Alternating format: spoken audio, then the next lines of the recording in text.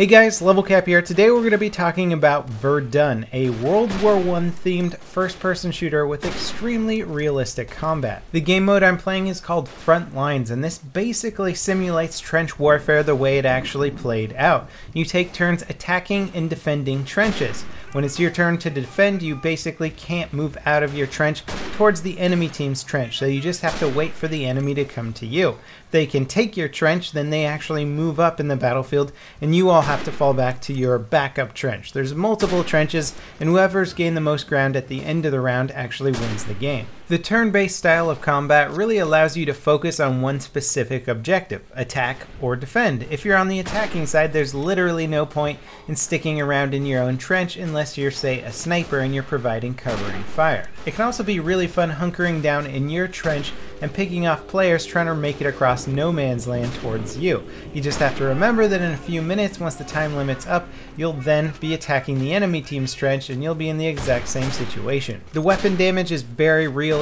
Bolt action rifles will be a one-shot kill. Pistols can take up to 2 shots. Now, it can be a bit of a dubious task actually making it across no man's land into the enemy team's trenches, but once you get there, the action gets really intense. And I want to show you this clip here just because it was one of the more intense and awesome streaks I went on when I made it to the enemy team trench.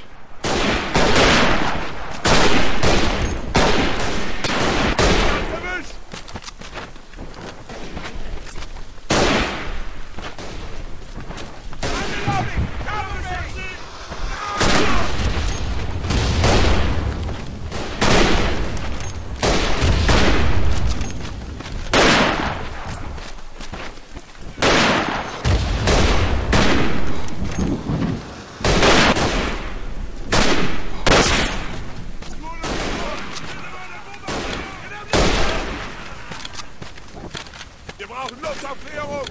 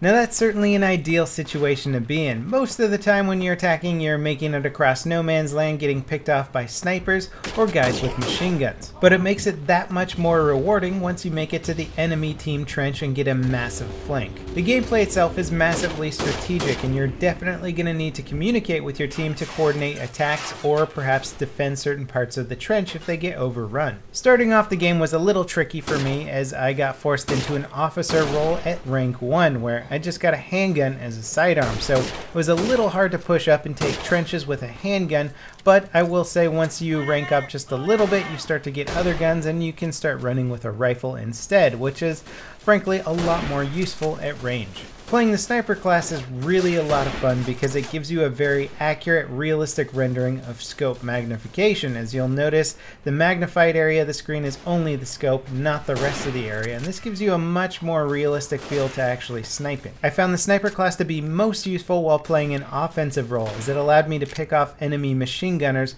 and players looking for some easy kills on no man's land. Defending, it became a little bit trickier because if anybody snuck past you and got into your trenches, it was very hard to get close quarter kills. I don't know if any of you guys are history buffs or like World War I movies, but I have to say the gameplay here feels highly realistic, and the battlefields are supposed to be modeled as realistically as possible after the real ones that people fought on. Different classes also get cool abilities. You can call in mustard gas, you can call in airplanes that will basically scout the enemy trenches and give you their locations, much like a UAV in Battlefield.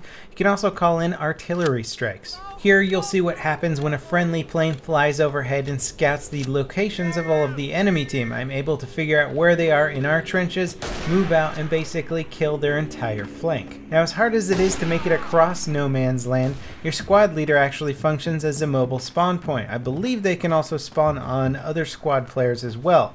So it becomes very important to actually wipe an entire squad, and this basically gives the attacking teams an easier way to get a foothold in the enemy team's trenches. Otherwise it would actually be extremely difficult to play an offensive role. When calling in mustard gas strikes, not only does it act as visual cover, but it pretty much kills anybody who's caught in the smoke cloud, so you have to put on your gas mask. This does obstruct your vision a little bit, make things a little bit trickier, but then again, everybody in the mustard gas cloud has to put this on. This can be a great way to also make certain parts of the trench not really viable for good defensive locations, and allows the attacking team to move in with their gas mask and get up close and personal. It also adds that extra element of creepiness. World War I was a dark, bloody war with chemical warfare. There was nothing pretty about it, and this game does a beautiful job of illustrating that. Now, this game itself has actually been out since 2003. It's gone through many changes. The developers have been working on it, refining the gameplay, and the current product is actually really well balanced. It's not to say it doesn't have a couple of issues with it right now. They recently upgraded it to the Unity 5 engine, which is why it actually piqued my interest. Unity 5 supports a lot of cool performance and features that the old engine did not. Ironically, this actually created a lot of frame rate stuttering in the new update of the game, and I'm sure the developers will make this a top priority fix. Surprisingly, it's not very hard to find full populated servers, and that's really a testament to this game considering how long it's been out. The gameplay itself is really solid and really fun. It can be a little daunting at first when you get into it, just because you'll probably die a lot having no idea what killed you. There are no kill cams in this game. Luckily, there is kill confirmation. But once you start to get the hang of the strategy and you start ranking up your classes, getting new guns and stuff like that, it'll become much more enjoyable. I really like the authenticity of the weapons too. Everybody's pretty much using iron sights. Of course, snipers with 12x scopes are using their scopes, but the iron sights are really enjoyable, especially when you know everybody else is using them. Surprisingly, the map design also offers a lot of variety. Some of the maps are extremely stark and long range, so it makes it hard to move across the terrain, and it makes you an easy sniper target.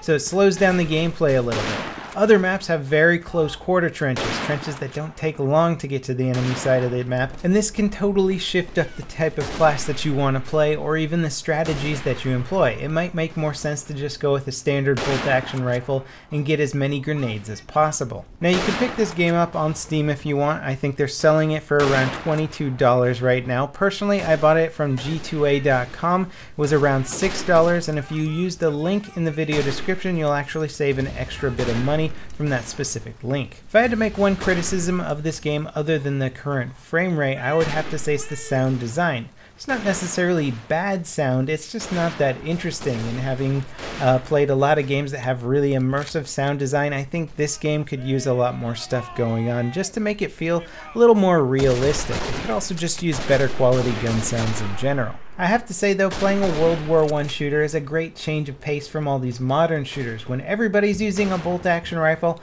all of a sudden they don't become as much of a hindrance, and it's actually a lot of fun, and the game is done so well thematically that it really does feel like you've been transported back to Verdun. And as far as trench warfare games go, I have to say I was really surprised by just how fun this actually was. By nature, trench warfare has to be a bit campy. You're defending your trench, you're sitting there, you're waiting for the enemy team to come, but the map design is so good that it keeps you running around and using your different squad abilities to kind of mix it up and make it interesting. I'm really looking forward to seeing the continued development of this game. I think the gameplay itself is borderline flawless, and it's really a great game to check out, especially for $6.